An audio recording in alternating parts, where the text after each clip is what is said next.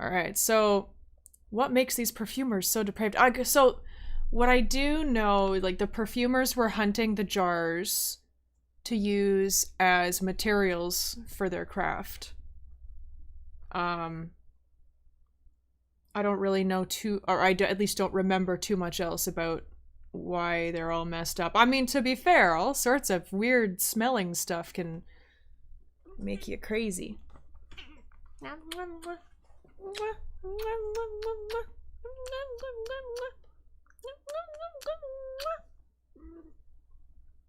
All right.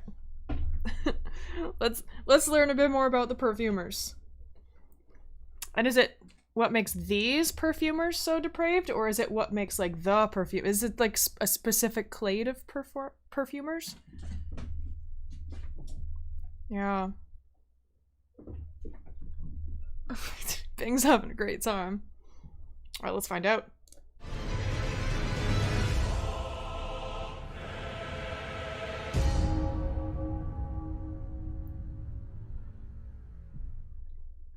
Why, hello there. Welcome to Elden Ring Encyclopedia, where I go through every item in Elden Ring A through Z to get into the details of the story and lore of Elden Ring. Wow. Last time I talked about the Academy Scroll and getting into Rhea Lucaria.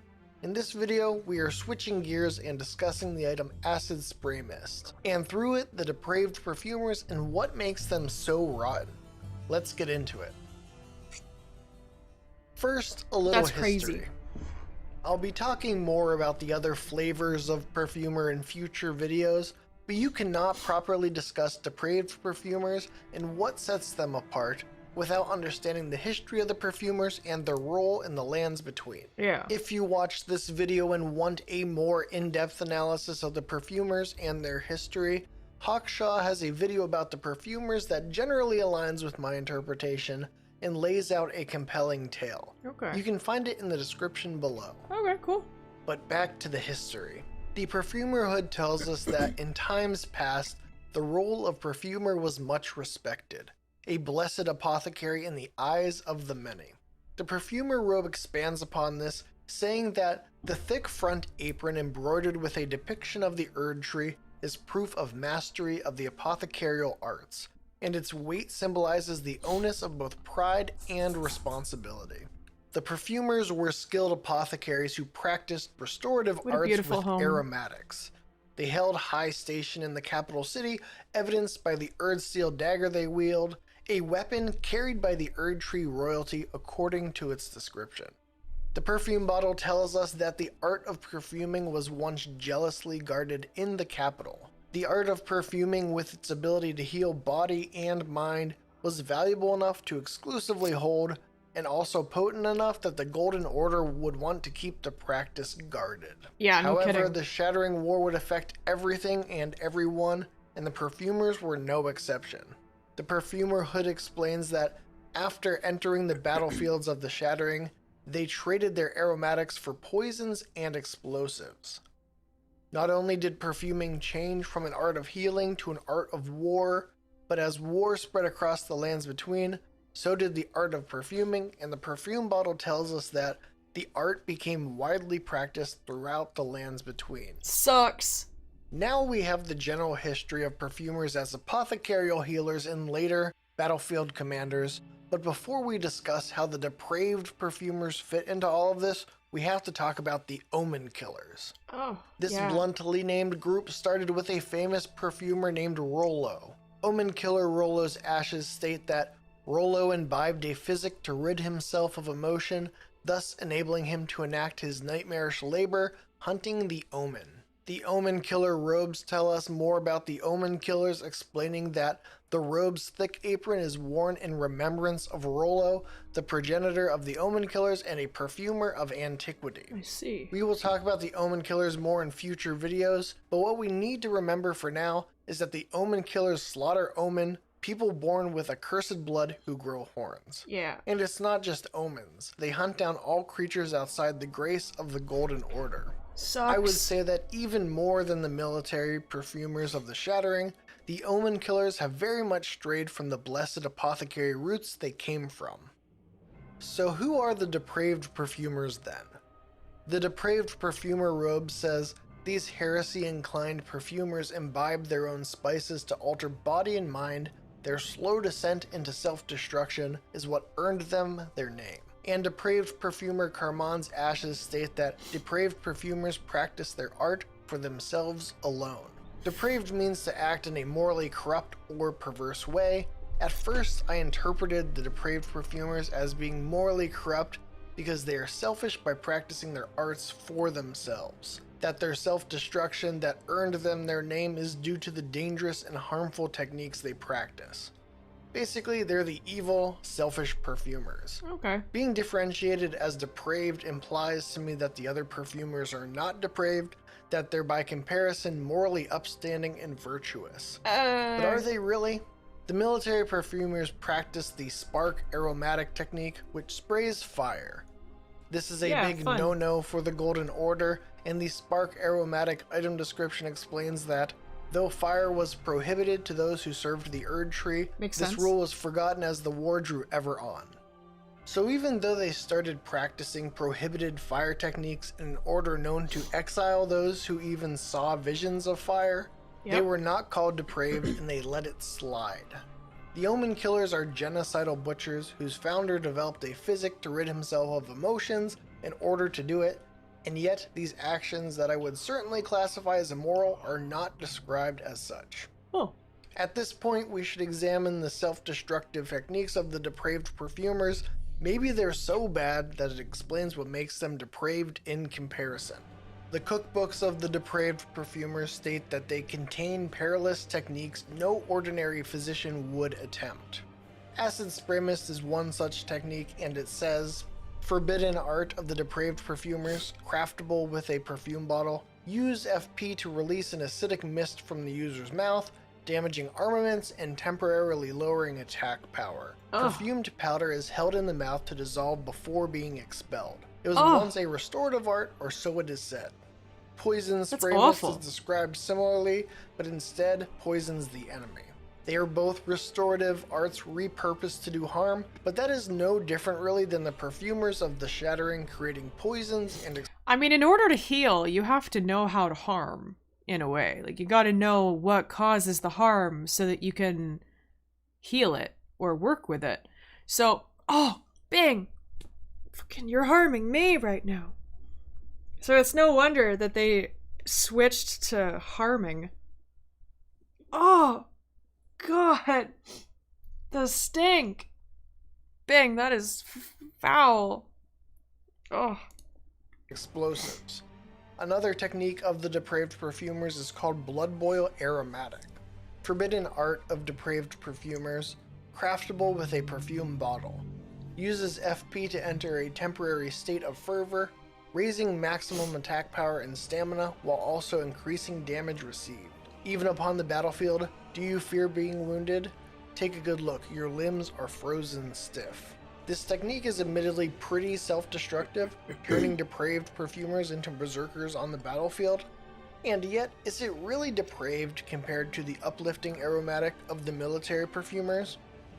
This aromatic has an extremely potent morale-raising effect that makes those accustomed to it fearless in the face of death. It was this influence that made the perfumers exceptional commanders.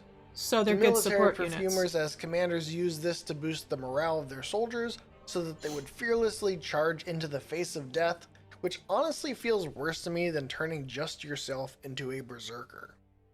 The final depraved perfumer technique is Iron Jar Aromatic, forbidden art of depraved perfumers, craftable with a perfume bottle, uses FP to temporarily turn body to steel, boosting poise, resistances, and damage negation at the expense of mobility and vulnerability to lightning. These are just a bunch of cheat codes. Requires fragments of hunted noble jars.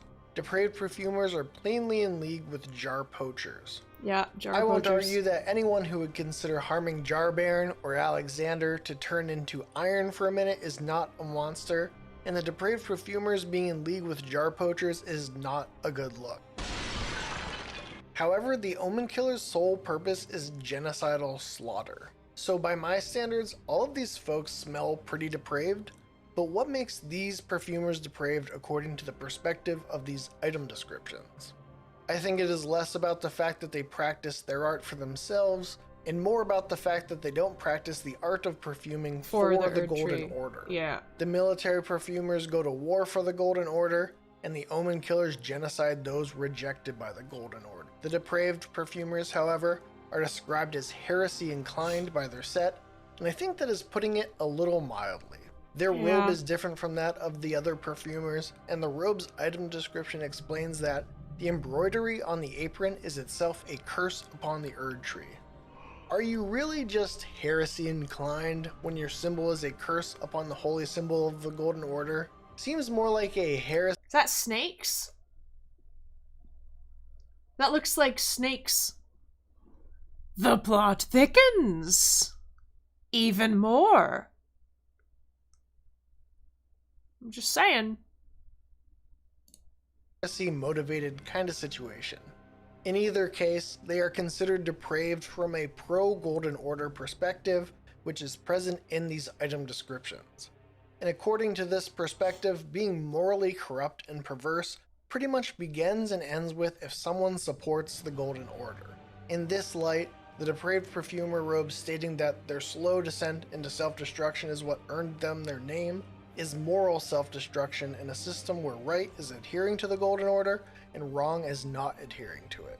They won't follow the rules of the Golden Order, and they're even against it based on their choice of embroidery, and therefore they are depraved. I think this is reinforced by where we find the greatest concentration of them in the game, the Shaded Castle. The former ruler of this castle, with the very rhymey name Malay Murray, had a family history of being ill, and according to the Murray robe, it is little wonder that Malay Murray would be so beguiled by the beautiful and fierce goddess who was born into rot. This is of course Melania, who in the Shattering is not on the side of the Golden Order and the Erd Tree, but on the side of Mikola and the Halig Tree.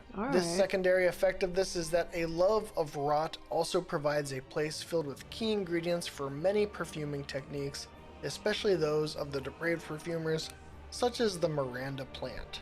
You'd also think that although the perfumers rely on plants for their art, that their heresy-inclined nature would lead at least one of them to Rykard in the Volcano Manor, and you'd be right.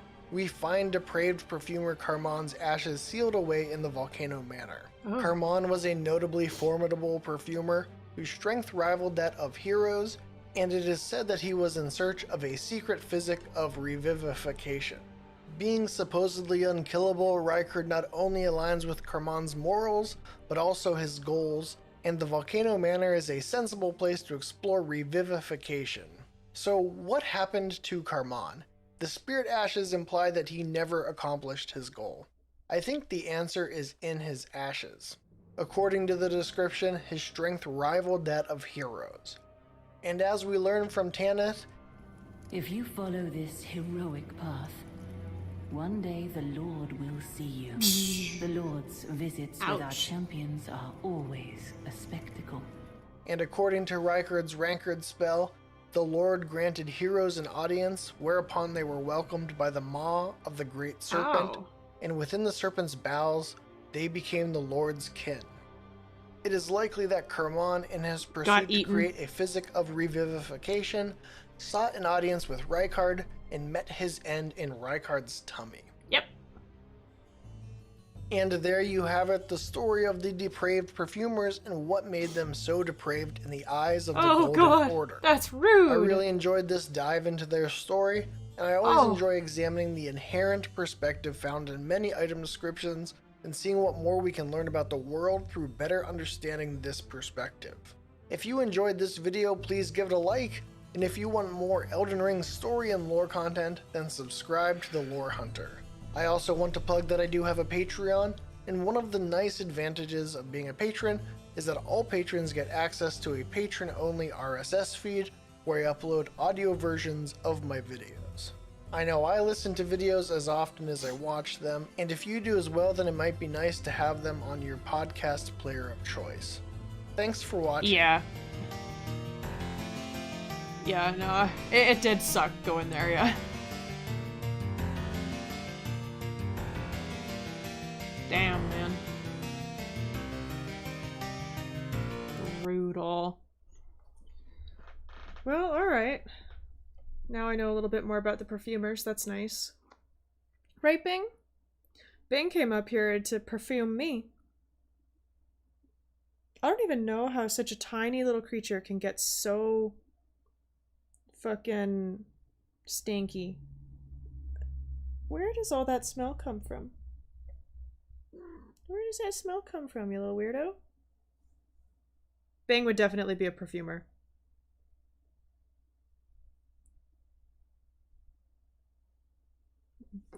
Ugh. Yeah, I don't know. Oh, we'll figure something out.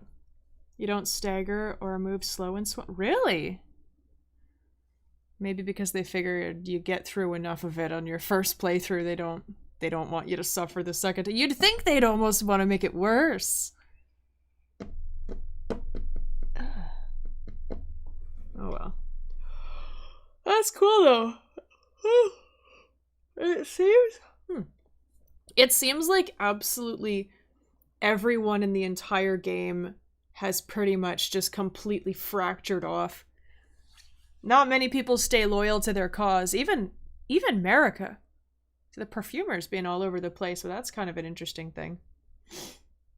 Yeah, you'd think they would make it worse. That special fit. Oh no, definitely Sapper. Well, I have to give her Metamucil and laxatives with almost every single meal, at least once a day. So she gets it with at least one of her meals.